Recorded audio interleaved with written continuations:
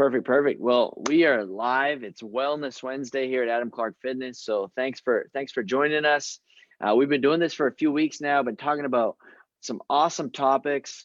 We've talked about sleep. We've talked about growth mindset. We've talked about your health in the pandemic.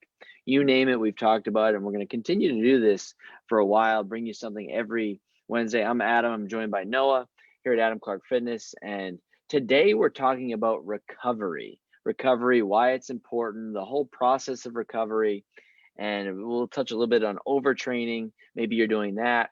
Talk a little bit about massage. We got a girl for that, and just some strategies that you can use to recover better and feel better, because ultimately that's what we want. If you have any comments, questions, feel free to pop in. We'd love to answer your questions. Also, if you could share this, if you're watching this, if you could share this, we would appreciate it. The more people that can see it, the more people we can help. That helps a lot. So at any time, even if you're not watching it live, you can certainly definitely comment, ask questions later. We will answer them. So recovery. It's important. So Noah, what is it? What is recovery? Well, if you just look it up in the dictionary, they give you a pretty broad definition, just saying it's the process of combating a problem or disorder or disease or something like that. So in our case today, the problem is breaking down of tissues and from exercise, most likely, or just your daily life. I mean, going through any of the motions, you usually are breaking down more tissues than you're building. That's just a normal thing that happens with anybody, healthy and not. So recovery, when we're talking about it in athletics and in life in general pertaining to exercise, it's trying to facilitate, I would say, faster healing of the tissues. And ultimately, your goal is to increase your performance, whether that's, if you're an athlete, it might be play better your next game, that might be tomorrow, or it might be if you're I don't know, like me, recovery for me is just living a little less pain-free, keeping some good range of motion. Those are my goals, and that's what recovery helps facilitate for me. So yeah. Everybody's a little bit different, and I'll get into that a little bit later, and needs of recovery. But yeah, so actually talking about needs. Why do we need it? Why do we need it? That's the key thing. I think if we didn't need it, it wouldn't be a thing. So it's kind of just what I was talking about. It helps facilitate the healing process, and it also can be preventative in different ways, especially if you're exercising a lot, or even if you're just doing a lot of repetitive movements, whether your job demands it or whatever it may be, moving the same way, your body can get overused in some joints, some muscles. So recovery, we need it in those cases to help them heal a little bit faster, or just heal in general sometimes. Yeah, and so that's just in a quick little summary, pretty much what it is. So if we backed up just a little bit, so recovery. So when we want to build muscle, right? Yeah. So most people, we want to build lean muscle, right? The process, how we build muscle, we work out, right? We work out, we exercise, we do strength training, whatever it is. That's breaking down of the tissue, right? That's essentially what we're doing. And to build it, to gain that muscle, right? Recovery is huge when it comes to that, right? Because, and we'll get into overtraining and stuff, but say for instance, if you're going hard, you get in a hard workout, but you're not giving yourself enough rest, or you're not doing the right things to facilitate that recovery, then you're at risk not only for future injury, but you're not going to build that muscle, right? And future injury, risk of injury goes up, and a lot of other things. So I just wanted to kind of back that up, because really when we work out, we're breaking down muscle tissue, Yeah. right? And then we're building it back up, building it back up, hopefully stronger. And yeah, so that's that how you put that right there was the best way to kind of explain recovery and why we need it. Yeah. And so muscle is the big thing, but there's another thing that a lot of people don't realize, and it's the breakdown of your nervous system. And breakdown is probably not the best way to see it because a lot of people. Jeez, my nervous system's breaking down. That's not good. Yeah, no, it's not necessarily like that. It's more getting depleted is how you should how you should put it. And so the big brain and all the nerves and all that fun stuff, they connect all throughout the body, especially with the heart and lungs and some other things that really help you just deal with life and exercise and all that fun stuff. And so that's another thing that sometimes if you feel a little extra fatigued or things along those lines, it can be a little bit to overuse or over I wouldn't really say overtraining, but overusing that system. Yeah. Well, you got we got overuse, and it can, if we overuse joints, muscles, whatever it may be, then we're putting ourselves more at risk, especially if we're not doing the right things in terms of recovery. You see a lot with runners. Runners get overtraining injuries because they're doing the exact same movement. And over time, if you're doing the exact same movements, you're at risk for injuries. So that's why it's really important. If you're a runner, you're listening to this.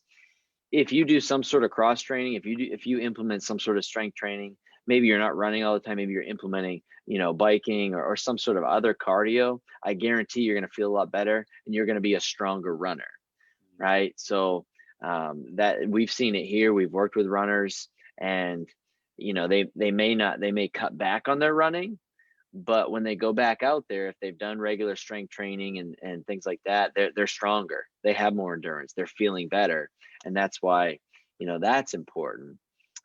So when it comes to recovery, if we're getting the right recovery, it prevents injuries. What are some things that we can do to facilitate a better recovery? What are some of those things? Is sleep one of them? I assume it is. What are some of those things? Yeah.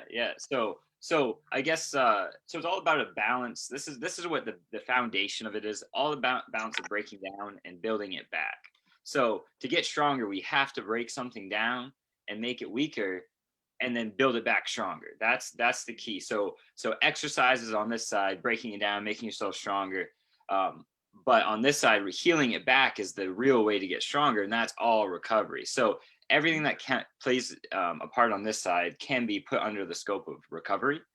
So in this case, those huge ones there, I would say the big just two off the top of my head are sleep and diet. And I mean, that's kind of common sense. We've talked about both of those already.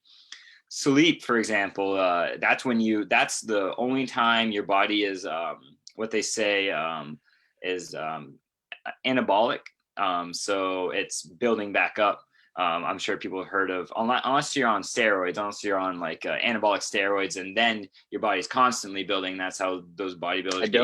I don't recommend it. Neither. Don't recommend it. Yeah, we are not recommending that. No. If some crazy website pops up, saying, I occasionally get random spam emails. For anabolic steroids shipped from Mexico or shipped from some different country. And it's like, yeah, probably shouldn't click on that. So, but yeah, so anabolic, talk a little bit about that. Yeah. So anabolic is literally just building your tissues back up. That's literally what it means. It's the process of your cells coming together to regenerate and heal and all that stuff. So in the terms of muscle tissue, after we exercise, it's called catabolism or you're catabolic. You're breaking down those tissues and the nutrients and stuff to use. Not cannibalism. Different than cannibalism. A little different. Yeah, do not go eat someone. That would not be good. This is going off the rails. No, but yeah, no, pretty much though. That's so not cannibalism, but catabol, CAT. Remember cat? I don't know. Catabolic. Yeah. But anyway, that's breaking down tissues, and then so when you sleep, that's when you're that's when you're spending most of your day or most of your time rebuilding those. So if you get poor sleep, you're going to require more of other things of recovery. So say like somebody who sleeps 8 hours a night, they probably won't have to focus so much on their diet and on these other things we'll be talking about, to get that same level of recovery as somebody who maybe sleeps 4 hours a night or 6 hours a night.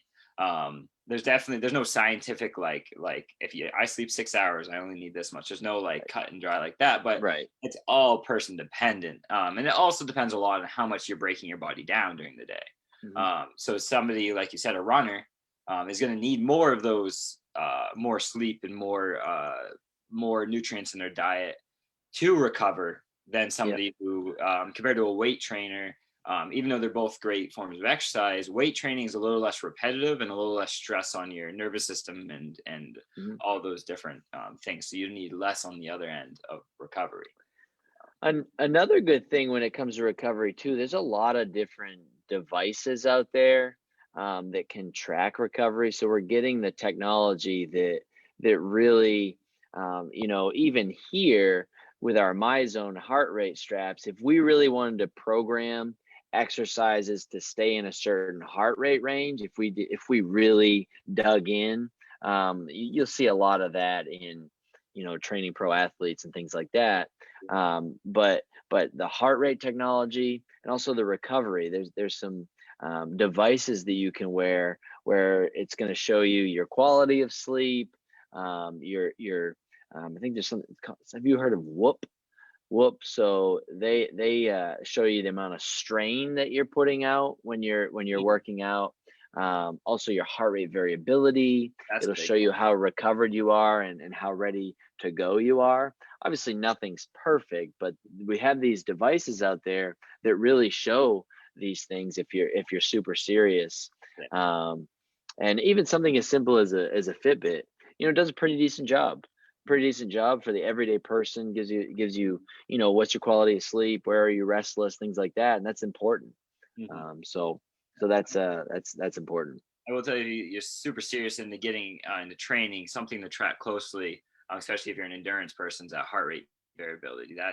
Science has shown that time and time again, to show the breakdown of the nervous system, or the depletion, not the breakdown, not the best word.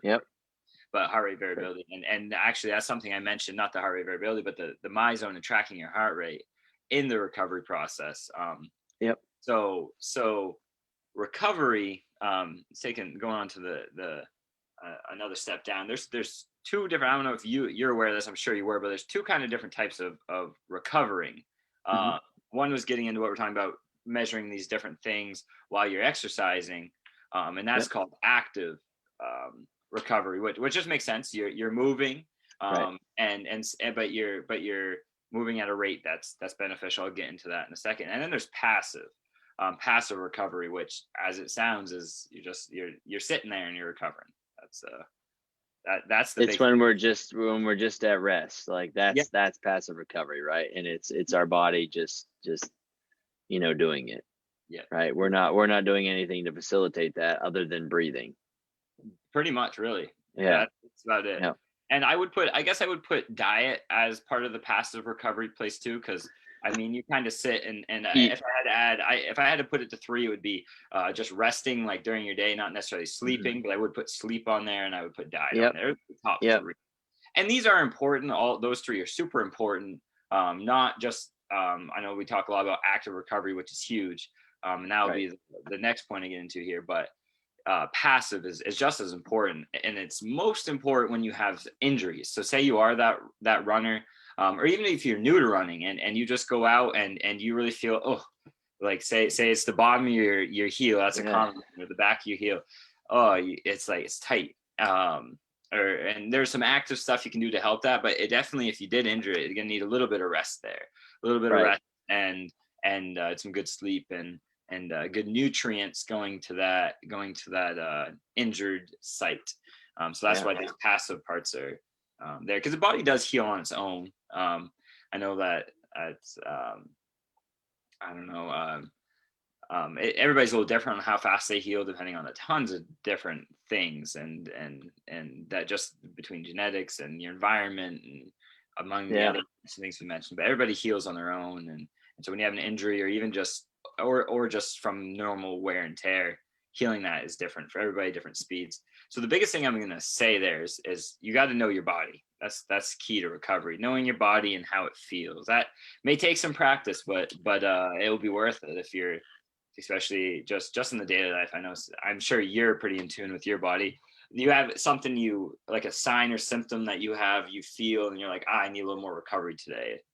Yeah, it's I look at resting heart rate. So resting heart rate is something that I, you know, if that's up, then I know I need to do a little extra recovery work, Mm-hmm. because if I don't, then it's just going to keep going up. So that means I need to get a little bit better sleep.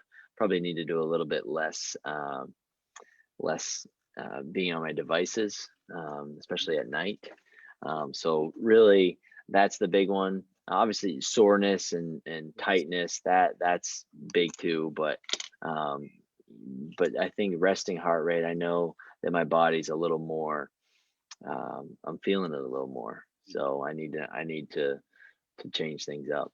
Among those are two ones I use are huge. Another big one, which has taken a lot of time to like practice, actually two big ones, is how I feel. And I'm sure that's something everybody uses. But if after say I just get done a big intense workout or whatever, and I feel great, I go through the next day, and then I come to the next one, I'm just not feeling the same.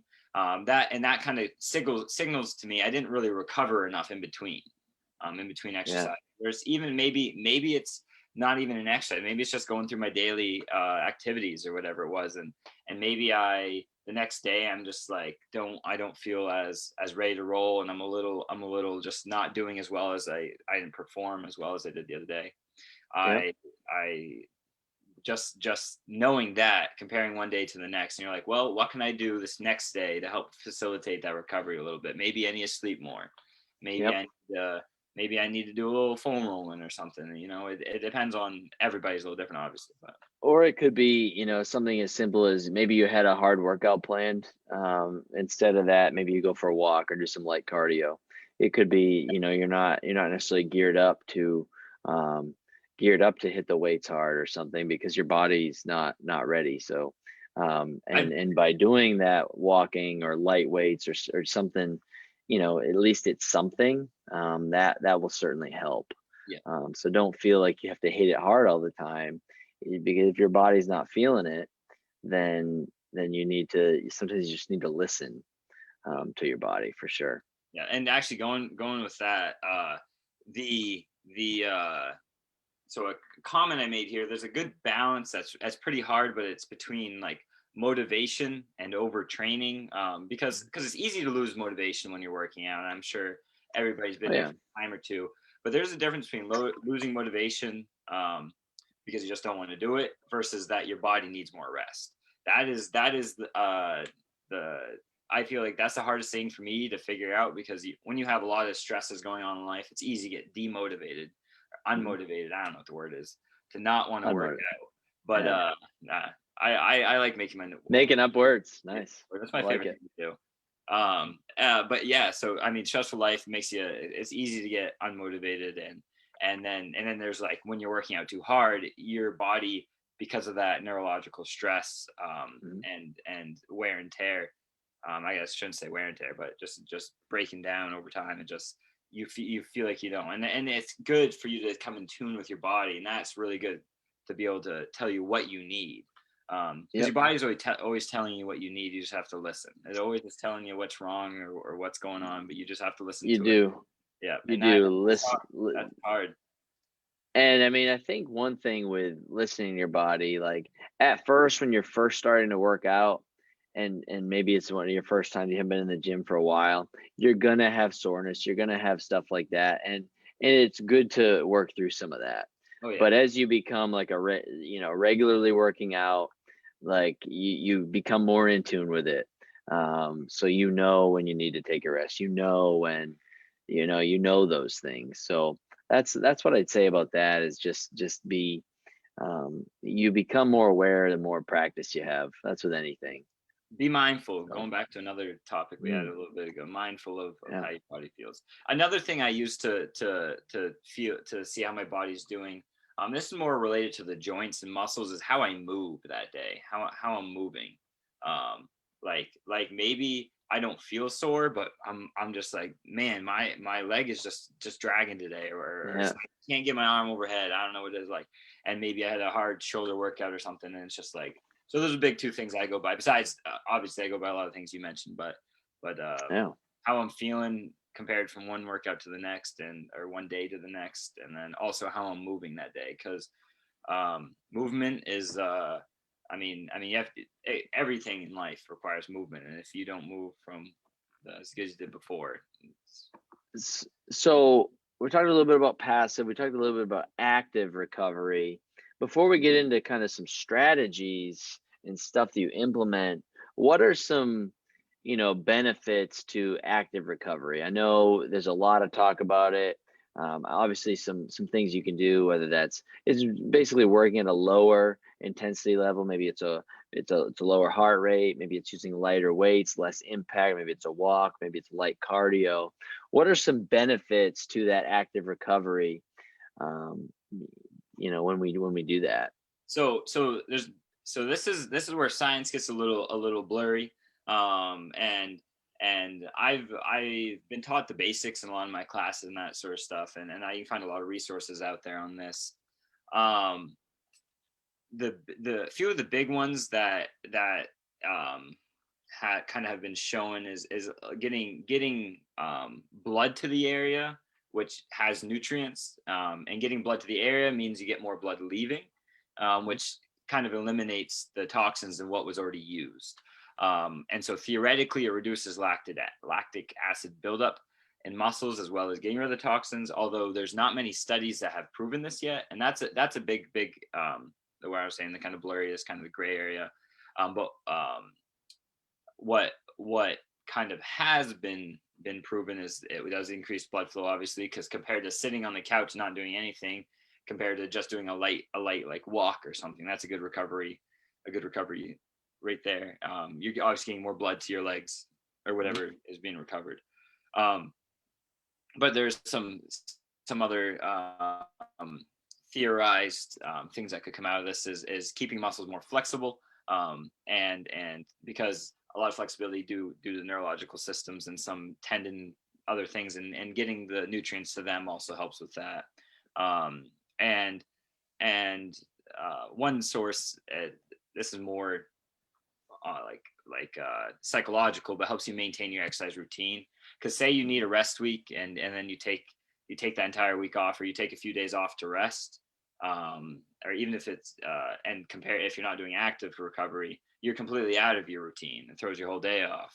Yeah. Versus if you did an active recovery move, that might be a nice little jog, or maybe just like a few miles on a slow speed on treadmill, or a bike or something. I don't know. Or swimming's the best one. Swimming is the best recovery method out there. But if you're doing Because of the no impact. because of the low impact, the joints love Yeah, it, or the low muscles impact. love it. Yeah. Yeah, good Yeah. resistance. But Makes keeping sense. your heart rate below the 65, in between 50 and 65% of your heart rate reserve. That's key there. Um, but Yep. but doing that keeps your routine going. And that's I think that's the big thing for me. When I know I need a little recovery, I maybe say, hey, tomorrow maybe I'll do a little lighter workout than I was anticipating, Yep. just to get some blood going there. Um, Yeah. so so active recovery, on the central nervous system, um, can help that training cycle as well. If you're a super athlete, sometimes you you have certain training cycles, and if you take a week off, it messes up. You actually lose progress if you don't do active recovery. Um, and I know when I do active recovery, another thing, just personally, it just makes me feel um, better in my entire day, versus not Yep. doing anything. Yeah, I don't know if you have any off the top of your head benefits you would add to that list, but Yeah. Well, I mean, I think in terms of, I guess, things that we're talking active recovery, some of the things that I like to do. Mhm. Yeah, I mean, I think just for me, just moving lightly. I'm not a swimmer. I'm not a good swimmer at all, so I don't do that. But light recovery, whether it's a bike ride or whether it's a treadmill walk or walk outside, some stretching, and just holding those poses. Yeah. Those are some good techniques that I like to implement. Another one, which is awesome, is get a massage, right? Yeah. There's, foam rolling is great, but there's nothing like when having a massage therapist work on you and find those spots and really, Oh, yeah. use their body to make your body feel better. Obviously, we have the perfect person for that at our gym. Bridget, she does an amazing job. So if you want a massage, she's definitely the girl. No doubt about that. I tell you what, any aches, pains, anything, she will find it. Mhm. So, anything else that you like to implement, or some things that we can do? Something that really helps, and this is something we already do at the gym. You mentioned stretching a little bit, but so there's a few different types of stretching. So holding stretches is called static stretching, and then we also have dynamic stretching, which is huge. I know you do that, and you know a lot about it, and that's something we Right. do. We try getting most of our clients to do that at the beginning of workouts, and we have a little warm up board, and most of those are dynamic stretches. And what that doing Yeah. is preparing the body to move.